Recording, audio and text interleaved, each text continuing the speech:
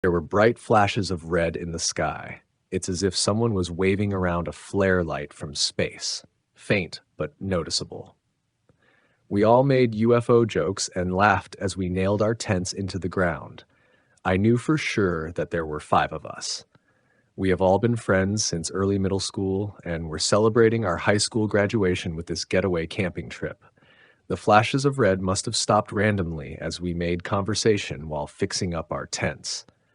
Dave managed to put his tent together the fastest and told us he was going to find some branches for the fire.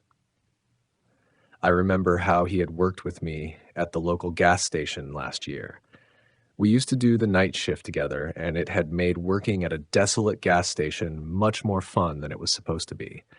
There was also Eric in the corner, still reading his tent manual, fidgeting with his signature round glasses. I wasn't as close with Eric as I was with the others, but I still remember sitting with him in math class and copying his homework one time. Ava was also there talking with Sally, my cousin. Both had decided to team up and work on one tent at a time. I also have clear memories of them, hanging around at school in our usual places. In fact, I even knew Ava's younger brother, as he used to beg to go with us wherever we went. I bring all this up because I'm sure that there were 5 of us, including me, and that I knew everyone in the group. So Dave had went to get some branches as we pulled out some foldable chairs and set them up around the fire pit.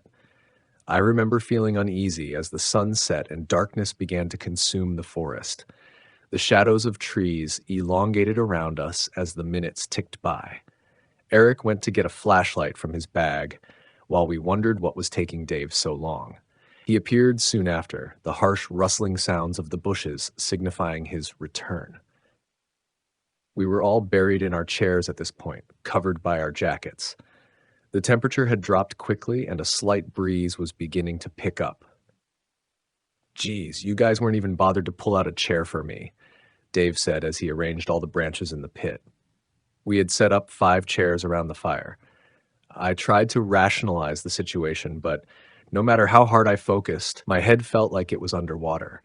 I had perfect clarity up until that moment, but when I tried to focus on why 5 chairs were occupied when Dave hadn't sat down yet, my head seemed to just stop working, as if something was reaching in and pulling out my thoughts.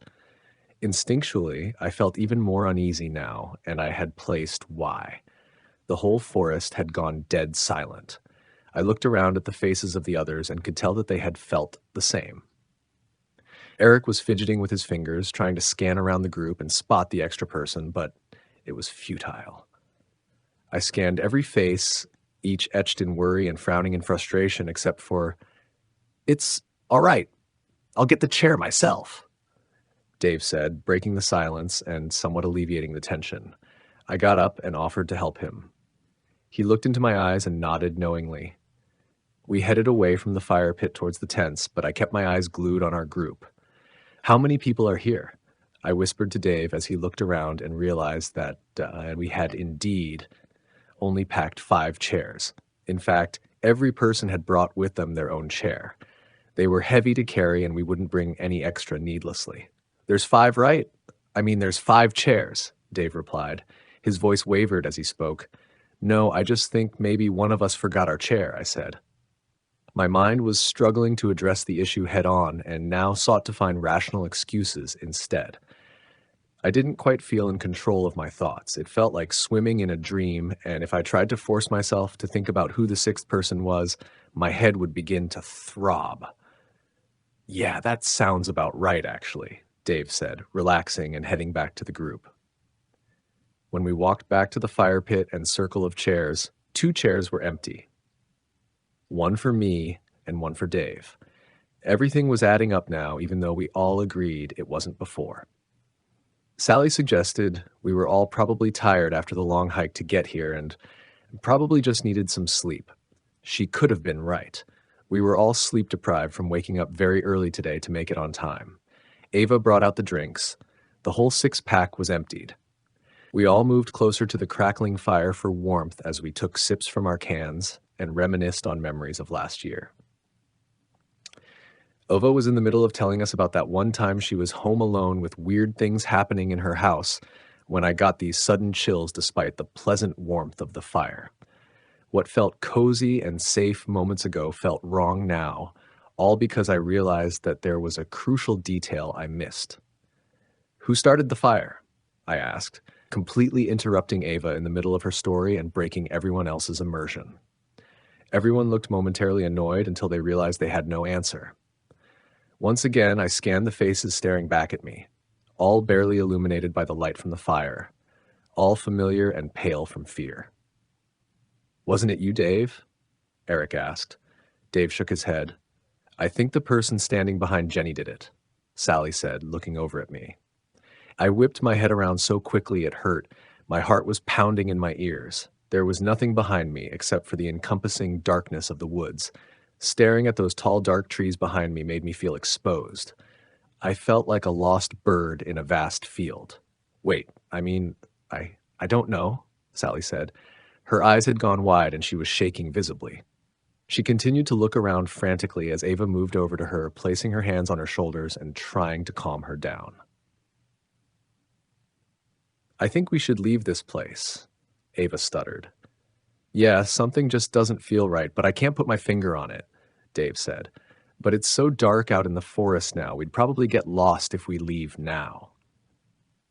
Someone else said, "Yeah, I think we should stay the night and leave as soon as we can tomorrow." Eric agreed. I tried to protest, but realized Eric was right. The woods harbored an oppressive darkness within which navigation would be near impossible. "Let's not sleep in our separate tents just to be safe," Sally said. We all agreed. We only brought one-person tents with us, but we could squeeze two if we tried. That way no one would be alone at night. Following this conversation, we all got up and made our pairs. I went with Dave and Sally, like always, went with Ava. Eric kept complaining that he didn't have a pair, but we reassured him he did. He wouldn't accept it. I feel like at some point we all realized that there were only 5 of us, and suddenly we were all huddling up in the middle of the clearing. "Why do we keep thinking there are 6 of us here?" Eric asked. Sweat was dripping down his face despite the cold. We had nearly left him all alone on his own under the assumption that there was another person. My stomach turned as I squeezed my eyes shut and tried to mentally recap everyone here. My head throbbed, but I kept pushing it. "There's me, Dave, Eric, Ava, Sally, and..." I was pointing at each of them as I said the name. I retched and emptied the contents of my stomach on the ground when I got past Sally. The left side of my head felt like there was a knife stuck in it. My vision was blurry. Dave held me up to stop me from collapsing, and we all wordlessly started to move towards the tents as someone put the fire out. Dave helped me into a tent while the 4 outside discussed what to do. I could only focus on snippets of the conversation as the excruciating pain beating against my skull came and went in waves. Sally had the brilliant idea of arranging 3 tents together, so their openings faced together at right angles in a sort of U shape so we could sleep as close as possible and also limit the entrance to our tents. Dave was about to go to help as they worked outside, but I clutched his hand and asked him to stay with me. The tents took some time to arrange. I started to feel a bit better once everyone got settled into their tents. A quick head count confirmed there were 5 of us. Eric would have to sleep in his tent alone, but he was more comfortable with it since all the tents were very close now. Looking back now, I think he was just trying to put a brave face on for us. I regret that moment deeply, letting him sleep in his tent alone. He was always less integrated in our group and knew that none of us would pair with him. Just before going to bed, we all agreed to leave as soon as the sun rose in the morning. I remember taking one last look outside the tent into the forest before trying to fall asleep. The wind had picked up and the tree branches were swaying gently. Beyond our clearing was just pure darkness. It felt like the trees were closing in on me. With the faint moonlight illuminating our clearing, I turned my head to look over at the 2 tents we had left out and saw someone standing next to them. Despite the circumstances, sleep came quickly and easily. Ava's shrill scream woke me up in the middle of the night. Dave and I ripped our tent door open to find Sally and Ava looking into Eric's tent. We pushed them aside. Eric's sleeping bag was rolled up. He was still inside it, his head in the center, face contorted in utter agony. The rest of his body rolled around it with the blue fabric now dripping with dark blood. Dave zipped up the door of the tent. Ava was in shock. Her eyes had become glassy and unfocused. Sally was shaking her repeatedly, tears streaming down her face. Dave picked up his torch and yelled at us to get up and run. We left the campsite behind and entered the trail we had come from. The five of us huddled together, Dave leading in the front as he cast his weak flashlight over the path so we could see it. All we had to help us get through this 2-hour trail was a small white circle of light. Even the moon failed to illuminate our surroundings through the dense foliage. Ava tripped and fell, twisting her ankle. We came to a stop. Someone said they knew how to splint it so we could keep going. They dragged her into the woods instead. It happened too quickly for any of us to process.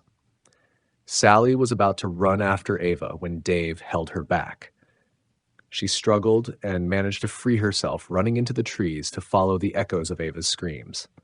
I was about to run after her, but Dave held me by the shoulders and shook me hard.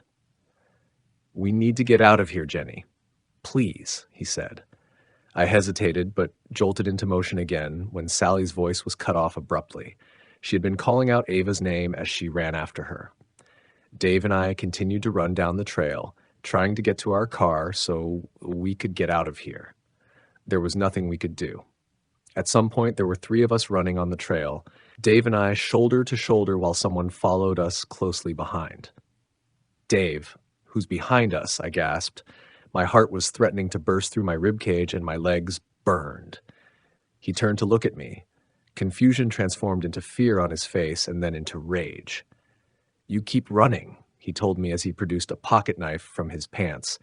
He handed me the car keys, which I nearly dropped. Then he turned around suddenly and jumped at whoever was behind us. I continued to run in fear as the sounds of a struggle grew behind me. I tripped and tumbled through the trail for what felt like hours. I didn't allow myself to stop. I almost cried when the trail ended and I walked out into the familiar car park. Not wasting a second, I ran to the car and started it up, accelerating out of that forest and onto the highway within mere seconds. I'm typing this post out at a rest stop. My phone has finally regained service and I've called 911 to try and explain the situation. I don't think they believe my version of events, but they sent a car my way regardless. As I wait, the sun is finally starting to rise. After I hit the post button on this, I'm going to check why the person in my back seat has been so silent the whole time.